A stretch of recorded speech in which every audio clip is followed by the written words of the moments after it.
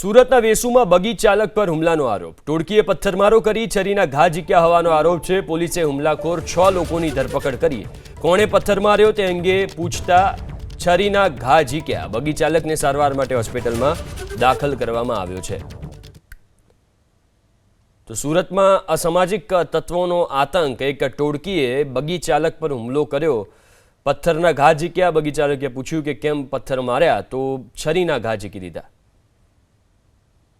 સુરતના વેસુ વિસ્તારમાં બગી ચાલક ઉપર જીવલેણ હુમલો કરનારા 6 આરોપી પકડાયા છે। તસવીરો તમે જોઈ શકો છો। વેસુ પોલીસના જાપ્તામાં 6 આરોપી છે જેમણે બગી ચાલક પર ચપ્પુના 9 જેટલા ઘા છે ઝીકી દેવામાં આવ્યા હતા। જો કે આ બાબતની ફરિયાદ વેસુ પોલીસને મળતાની સાથે જ આરોપીઓ છે એ પૈકી અત્યારે બલજીત યાદવ, એની સાથોસાથ શુભમ દેવેન્દ્રસિંહ, અનુજ રામલખન યાદવ, ઋષિકેશ દુબે, એની સાથે રાજીવ ગિરજાશંકર પાલ, આ તમામ આરોપીઓ છે એને પકડાયા છે। અભિષેક ભવાની શંકર,